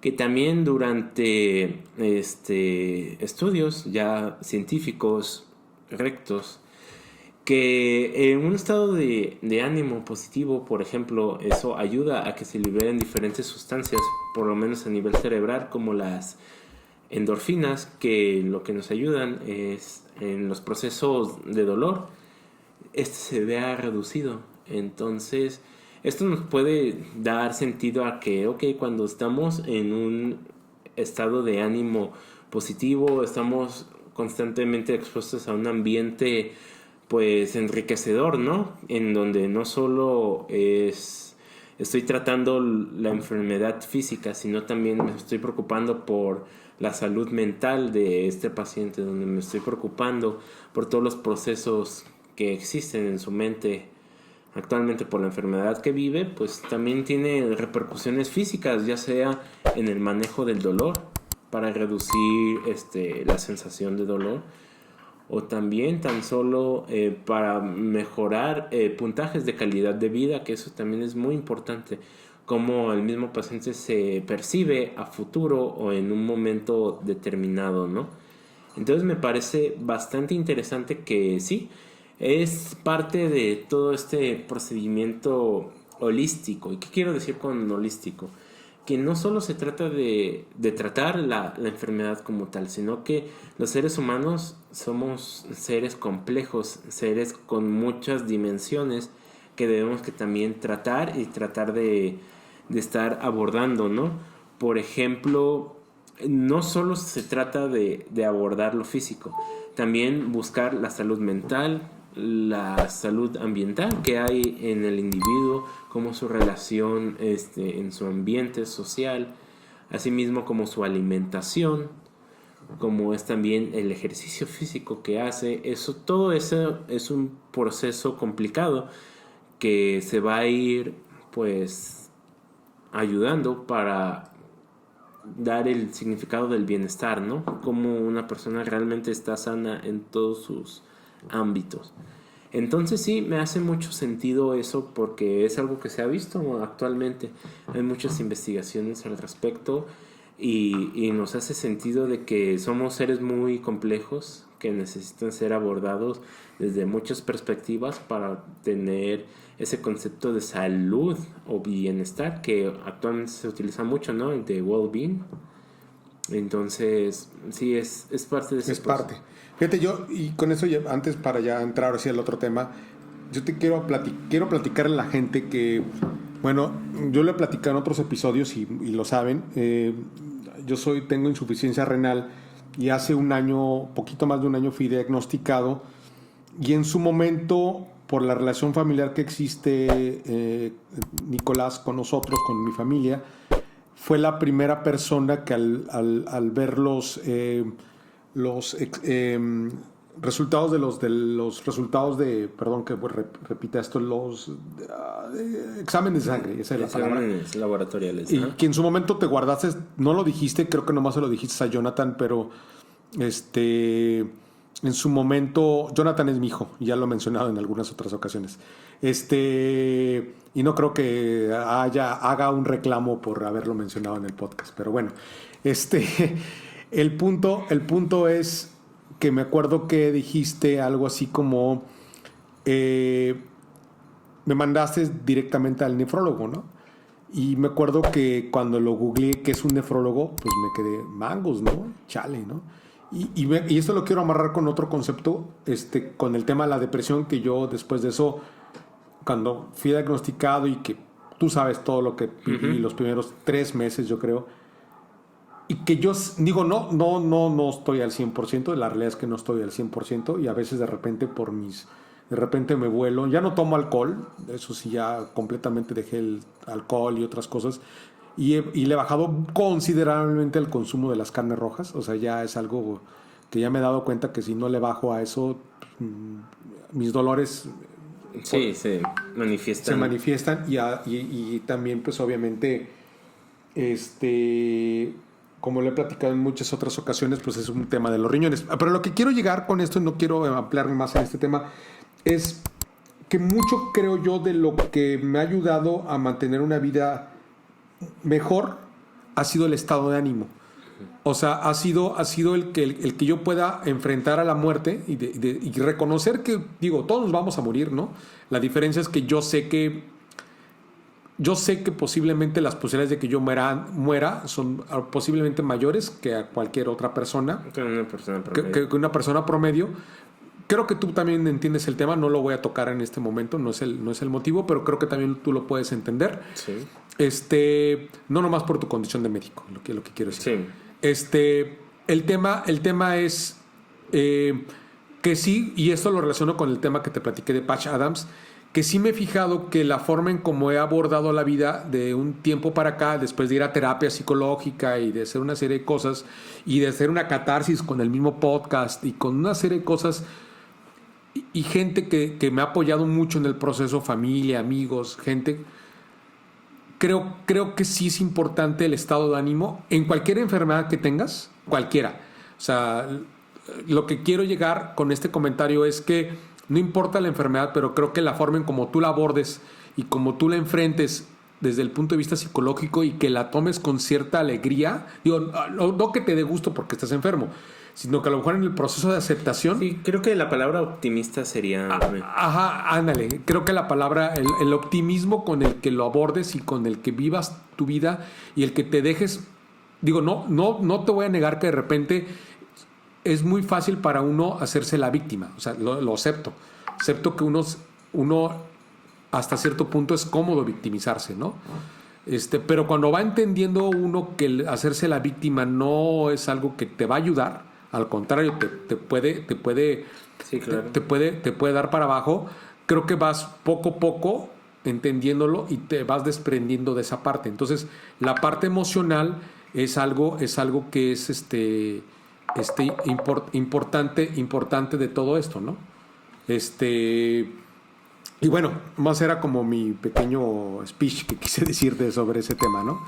Sí, no, es muy importante y por eso su proceso pues se llevó también, ¿no? Porque no solo fue el abordaje con un médico, también fue un abordaje nutricional, fue un abordaje psicológico, porque es importante que sea todo complementario, ¿no? Ajá. Llegar a comprender cuál es la situación actual y no es como darse por vencido, sino que darse cuenta que hay muchas opciones, la vida no para en ese momento y pues hay muchas cosas que hacer aún. Claro. Y cuéntanos un poquito del tema de, ahora sí, del lado de la parte de investigación. De la investigación, muy bien. Una vez que terminé mi internado y hice mi servicio social y me gradué, decidí que parte de lo que quería hacer ahora era investigar. Ajá. Muchas veces en México, sobre todo en medicina, no lo relacionamos mucho investigación. Y si es investigación, pues la relacionamos con investigación clínica. Esto quiero decir que es este tipo de investigación donde estamos viendo cómo se comportan los pacientes con ciertos medicamentos o en cierta enfermedad o cualquier cosa estadística sobre las enfermedades, ¿no? Pero el decidir hacer investigación básica, es decir, la investigación más, es un poco redundante, más básica, en donde estudiamos animalitos, la conducta y cómo esto se puede trasladar a los seres humanos, me pareció bastante interesante, porque la ciencia como constructo, como proceso, pues debe que llevar este orden, ¿no? En donde vamos desde lo más sencillo hasta lo más complejo. Y cada uno de los aportes científicos a los diferentes niveles de la ciencia, pues es importante para comprender los fenómenos en los que suceden en la naturaleza, específicamente, por ejemplo, en la conducta humana. Entonces, actualmente me encuentro estudiando esto, la conducta animal, para ver cómo se refleja en la conducta humana. Y específicamente estoy viendo el estrés y cómo el estrés se involucra en el desarrollo normal del cerebro. Porque no muchos tenemos en consideración que el estrés es un factor muy importante tanto para un desarrollo normal como para el desarrollo patológico, y con patológico me refiero a las enfermedades que pueden surgir por el mismo estrés, ¿no? Específicamente vemos el estrés en edades tempranas, como algunas adversidades, como puede ser el maltrato, como puede ser la hambruna, como puede ser la pobreza, son estresores que van a modificar cómo se desarrolla el cerebro y a futuro modifica cómo este individuo se va a adaptar a diferentes problemas de la vida cotidiana, ¿no? Entonces eso me parece algo bastante interesante, volviendo un poco al por qué decidí estudiar medicina y las enfermedades mentales, ¿no? Puesto que va muy ligado el estrés durante la edad temprana y las enfermedades mentales como es la depresión, la ansiedad, entre otras. Claro. ¿Qué es lo que haces día a día como investigador? Como investigador, bueno, como estudiante de investigador, lo que hago normalmente se dará muy parecido a lo de medicina, pero es leer. Lo que hacemos mucho es estar leyendo literatura, y en este caso también hacemos experimentos a nivel básico. Es decir, con modelos animales hacemos diferentes paradigmas en donde ponemos a prueba la conducta en este caso de ratas, y vemos cómo diferentes estresores afectan esa conducta, y nos ayuda a ver cómo en humanos podría ser que estas enfermedades surgen de diferentes estresores. En este caso, por ejemplo, a veces tomamos ratas que estresamos durante la vida temprana.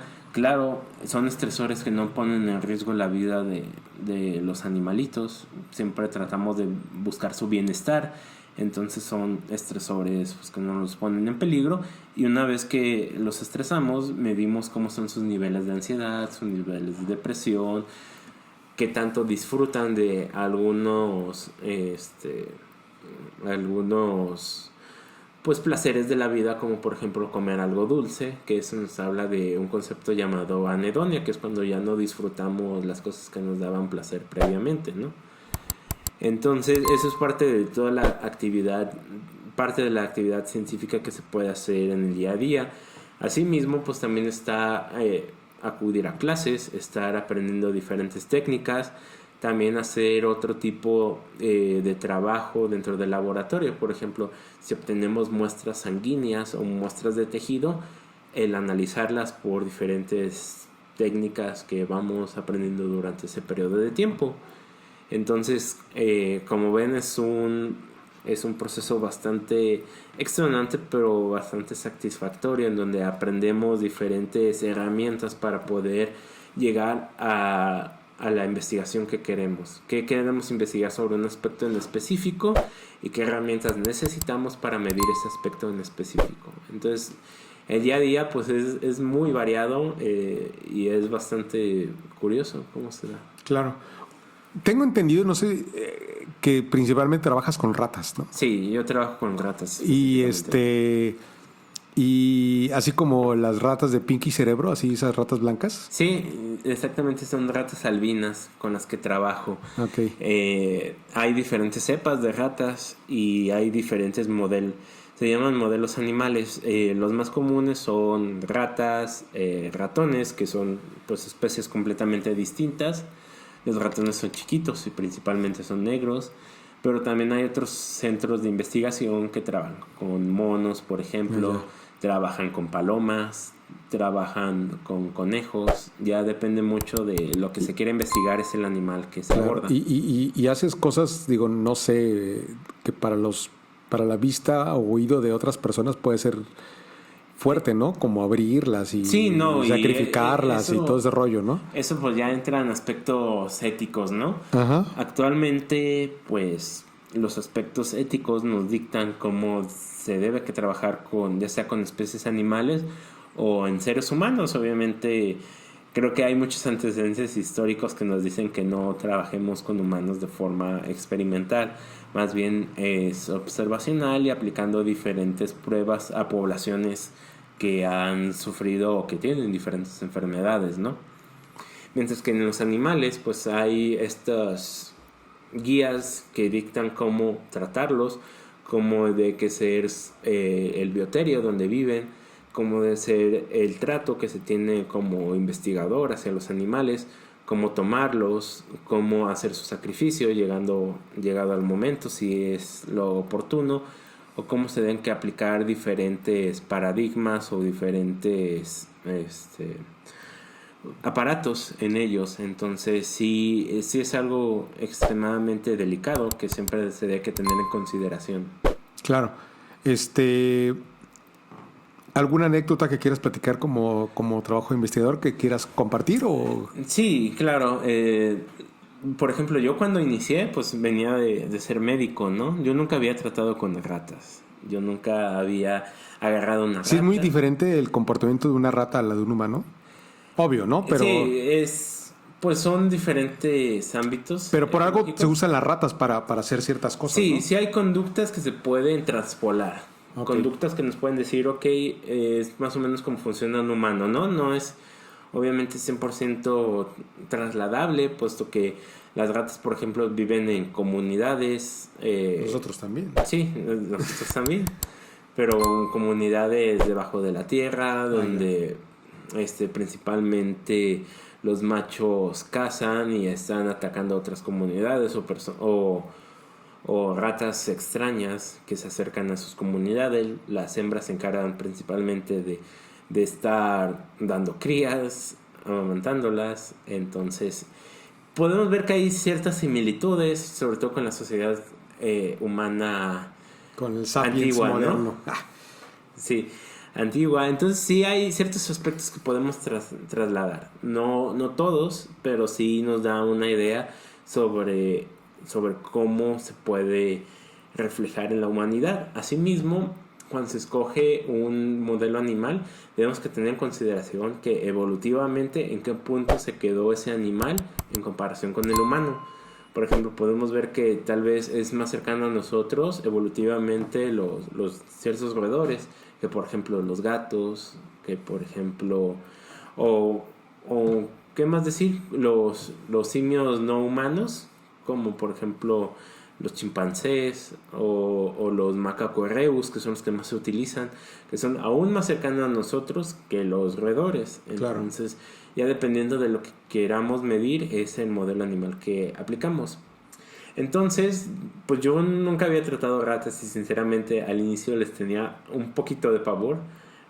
Entonces me da un poquito de estrés el saber, Dios, ¿cómo los voy a manejar? Y si me muerden, y si pasa esto o aquello. Y curiosamente, con el paso del tiempo, me fui desinhibiendo con estos animalitos. Son animales muy, muy tiernos y además de tiernos pues son muy dóciles. O sea, no los vas a ver inmediatamente te van a atacar. Claro que no me refiero a las ratas de alcantarilla porque esa es otra historia. Sí, esa es otra historia, ¿no? Y esas sí te transmiten rabia y otras cosas, Sí, ¿no? tienen varias enfermedades. Estas pues son ratas de laboratorio que están constantemente en inspección por un veterinario, están en áreas limpias y pues... aparte las alimentan bien, me imagino. Sí, se alimentan bien, tienen su buena cantidad de agua, entonces pues bueno. El punto es que llegado el momento ya empezaba a hacer mis experimentos, a estresarlas y recordaba todavía que al inicio tenía ese miedo de que me llegaran a morder. Y sí llegó a morderme una en una ocasión. Recuerdo que cuando... ¿Trabajas con guantes con las tratas? Sí. Ok. Trabajo con guantes, pero aún así son guantes de látex. Entonces Claro. no es... Sí, no... el colmillo, los dientes y... Sí te llegan a morder. Entonces cuando me muerden, recuerdo perfectamente que ya la coloqué en su caja, todo normal. Y ya pasado algunos momentos del show, porque pues, sí dolió, fue como de, todo lo que temía se desvaneció en ese momento. Sí, O sea, sí fue como de, pasó tan rápido que... ¿Y pasó mucho tiempo desde cuando empezaste a trabajar, cuando te mordió la primera vez? Sí, casi un año. Entonces mira. Sí es algo... ¿Por qué no me mordió antes, no? Sí, es como de, tanto miedo para eso y es como, wow, pues me estaba perdiendo mucho por eso. Ahora, ¿qué tanto te muerden hoy en día? No, solo me han mordido una vez. ¿Y si te llegas a encariñar de ellas? Sí te encariñas, aunque llega, por ejemplo, el proceso que yo hago, llego a sacrificarlas en algún punto. Sí, obviamente te causa conflicto de que, estos son seres vivos que te llegas a encariñar porque son tiernas, de repente hacen sus propias manías de estarse acariciando o por ejemplo hay unas que ya las conoces y sabes que el sujeto 3 se comporta así, es muy tierna, o el sujeto 4 es bien brusco, o el sujeto 5 le encanta estar comiendo todo el tiempo y ya las tienes identificadas, entonces sí llega a ser conflictivo. Pero de nuevo piensas en el bien mayor, en por qué estás utilizando esas vidas para aprender algo que posiblemente después se pueda aplicar para mejorar la vida, no solo de los seres humanos, también probablemente de ellas, sobre todo hablando sobre el estrés. Y pues son de los gajes del oficio, que son cosas que quisiéramos modificar, pero pues son necesarias, ¿no? Males... ¿Les pones nombre o no te permiten? No. O de repente tú internamente, mira, aquí está Cuca y esta María y esta... De repente, Pedro, no sé, digo. cuando había ratas no experimentales, ratas que solo teníamos para reproducir, sí, algunas llegan a tener nombres, ¿no? Como Colmillos o Chuequita. Pero no, normalmente no les pongo nombres porque... pues tampoco sería el proceso más doloroso. No, claro, sí, porque te empiezas como a generar como emoción hacia el animalito, ¿no? Sí, y además pues experimentalmente pues ya tienen asignado un número y ya son ese sujeto, ¿no? Más que sujeto pues es animal 1, 2, 3, 4. Uh-huh. Entonces por el mismo bien del experimento pues ya tienen como su registro y ya se queda en eso. Okay. Pero sí, no es muy fácil que digamos, porque pues son seres vivos y al final del día sean ratas, perros, conejos, es complicado manejarlos. Claro. Oye, y bueno, ya para ir cerrando tema, ya parece que no, pero llevamos 1:27. ¿Cuál es el futuro de Nicolás Soto? Hablando como médico, tu carrera profesional, y qué tanto me gustaría que a la gente, sobre todo los jóvenes que están escuchando el episodio, que es el 30 y tantos % del rango de edad, según las estadísticas de la gente que me escucha gente de los 23 a los 30 y tantos. Eso quiere decir que hay algunos que ya decidieron o están por decidir su carrera. Posiblemente ya estás estudiando, ahorita que lo pienso, ¿no? Por los 20 y tantos años se supone que ya están en teoría, ¿no? No tengo tanta audiencia menor de los 20 y tantos, creo que son como un 5%, pero bueno, cuéntame qué vas a hacer tú en el futuro. En el futuro, ok. O presente y futuro. Sí, Aunque ya no haya, digamos, menores de 20 años, nunca es tarde para decidir hacia dónde direccionar tu vida. Eso es muy importante. El acabar algo a los 25 como a los 40 tiene el mismo mérito y es aplaudido, ¿no? De hecho, que puedas direccionar tu vida hacia donde tú quieras. ¿Hacia dónde me dirijo? Pues uno pensaría que ya que estoy haciendo investigación, ya me voy a quedar allí, ¿no? Pero como les dije muy al inicio, sigue estando en mi mente las enfermedades mentales. La psiquiatría, La ¿no? psiquiatría. Entonces... ¿Qué es distinto? ¿Cuál es la diferencia entre psiquiatra y psicólogo? Yo sí la sé, pero bueno, hay mucha gente que es...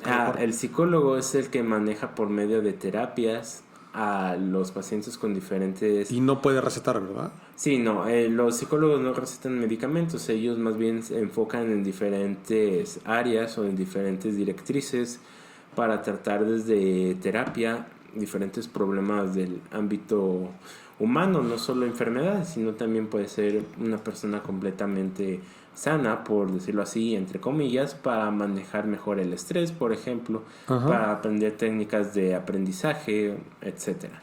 Mientras que un psiquiatra es el médico que tiene una especialidad médica que trata a las personas que tienen alguna enfermedad mental, sea estas enfermedades del estado del ánimo como depresión y ansiedad, como enfermedades como esquizofrenia, las adicciones también las manejan los psiquiatras, por ejemplo, o cualquier otro problema en que esté interviniendo la mente.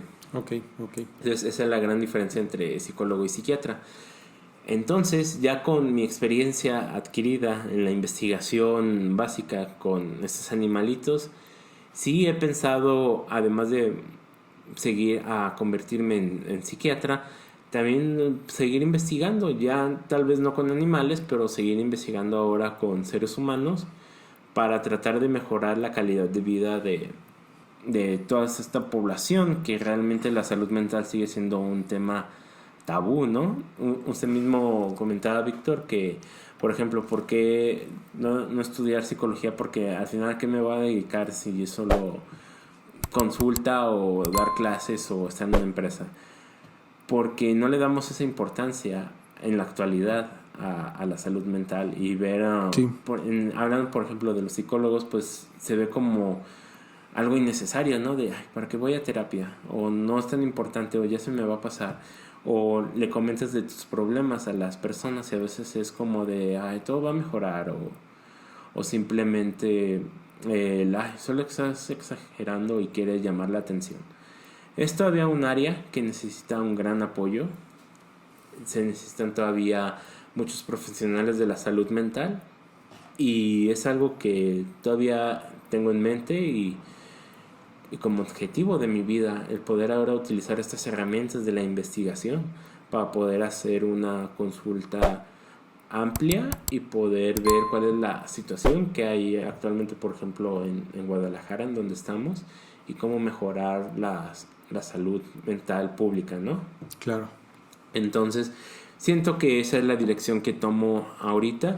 Y abordando un poco con lo que inicié esta sección sobre que no es tarde para elegir, si hay alguien afuera que tiene curiosidad de cómo es la investigación, hay muchos posgrados, hay muchas instituciones de investigación que siempre están felices de tener nuevos sujetos o nuevos estudiantes con que se involucren en este tipo de procesos, puesto que la investigación en México tampoco se ha difundido tanto como en otros países de primer mundo y sería genial ver que crezca esa posibilidad de que existe la investigación. No es solo que no estudié algo relacionado a X forma de investigar, ¿no? Hay compañeros, por ejemplo, en donde estoy, en neurociencias, que estudiaron filosofía, por ejemplo, que estudiaron baile, que estudiaron alguna ingeniería, estudiaron psicología, veterinaria y muchas otras carreras y han podido relacionar sus carreras individuales con la ciencia porque no está peleado haber estudiado, por ejemplo, inglés, alguna lengua y poder entender cómo funciona el cerebro en esa lengua en específico, o tal vez haber estudiado algo sobre matemáticas y lenguaje, o lenguaje y algún otro posgrado en educación, por ejemplo. Entonces la ciencia está allí constantemente y sí sería pues un buen mensaje para llevar a casa, que nunca es tarde para estar estudiando, estar preparándose, y hay mucho campo tanto para la salud como para la ciencia. Creo que esos son como los dos grandes aspectos quiero mostrarle al público, a las personas que escuchan este podcast, que aunque mi historia pues ha sido un poco turbulenta de no estar segura de estudiar medicina y estudiarla felizmente además, porque si lo volviera a elegir en la actualidad lo volvería a hacer porque lo disfruté mucho. Fue súper estresante y muchos dirían no es la mejor idea, pero si lo volviera a hacer con las personas que me rodearon en ese momento, que fue algo importantísimo para poder hacerlo, lo haría de nuevo. Y tal vez volvería a estudiar neurociencias, porque me está dejando una gran lección sobre cómo se hace la ciencia, cómo se forma, qué es lo que nos ha permitido avanzar como sociedad, y también me ha permitido crecer al no limitar cuáles son mis posibilidades dentro de la vida. Entonces sí creo que son buenos mensajes como para llevarnos a casa, de que nunca es tarde para hacer lo que queremos, como usted mismo con la música. Nunca es tarde para hacerlo.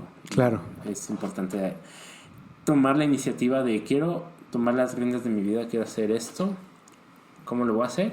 Y hacerlo. Normalmente esta pregunta se la hago a la gente que he entrevistado y que he platicado con ellos, que son más o menos de mi edad, un poquito más.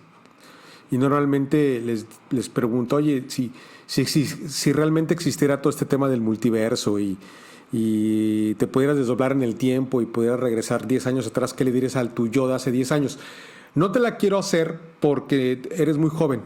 Eres muy joven y creo que de alguna manera, sin habértela preguntado, creo que ahorita más o menos contestaste lo que a lo mejor algo que harías si pudieses regresar al pasado, ¿no? Entre comillas.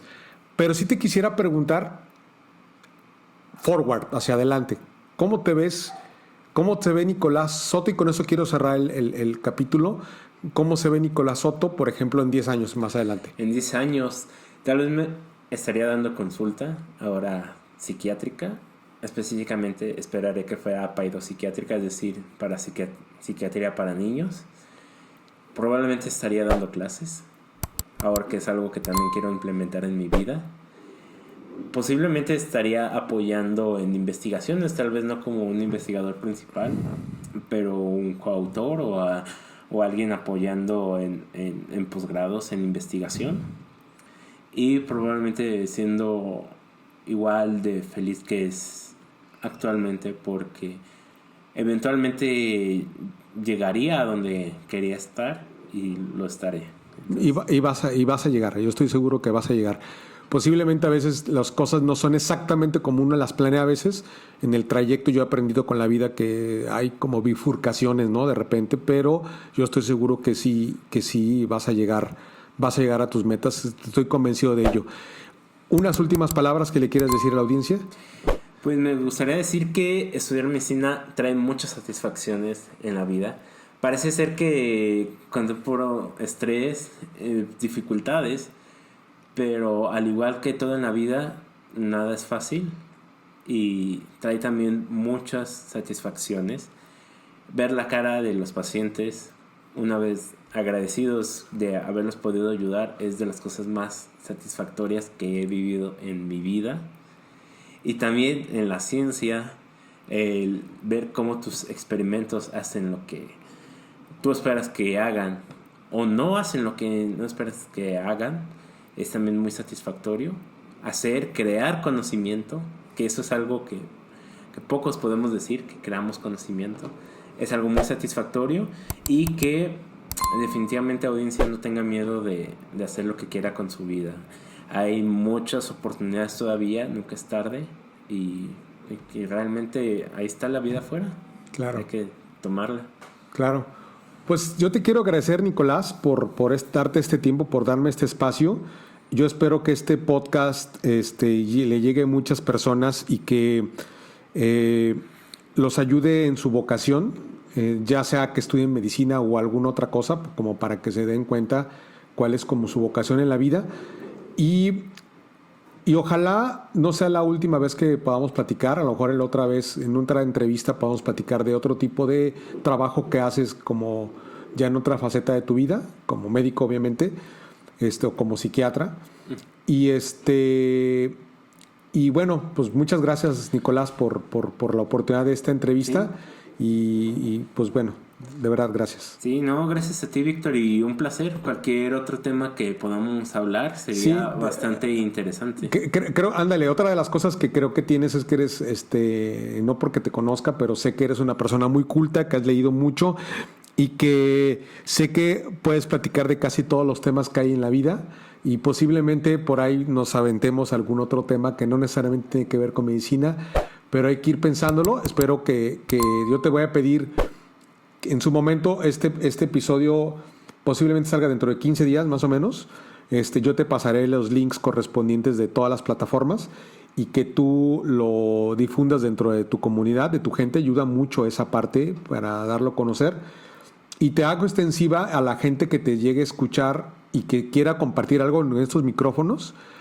Son bienvenidos, si hay gente que quiera compartir algo de la carrera de medicina o alguien que está metido en este rollo o otra profesión, ojalá se animen así como tú de poder platicar y que te escuches dentro de 10 años este podcast y que digas, mira, ya quedó en la memoria de internet, por decirlo de alguna manera, quedó ahí en la nube, y quizás tus hijos o alguien más o alguien de tu familia u otras personas lo puede escuchar en un momento dado y diga, mira, yo conocí a este muchacho hace 10 años y mira lo que es ahora, ¿no? Sí, las posibilidades son infinitas, solo queda ver qué sigue. Claro. Pues muchas gracias, Nicolás. Amigos, recuerden de suscribirse al canal de YouTube, darle suscribirse, seguirme en Spotify, en Apple Podcast, también estamos en Google Podcast, estamos prácticamente en casi todas las plataformas, o al menos las más populares. Este episodio lo grabé con video, no he ido a ver el teléfono, no sé cómo va el video, no sé si lo voy a subir el video completo, porque luego es un show sincronizar la voz con la imagen, pero a lo mejor sí voy a cliparizarlo. Gracias nuevamente. Buenos días, buenas tardes, buenas noches. Esto es Mi Conciencia Podcast. Muchas gracias a todos. Hasta luego.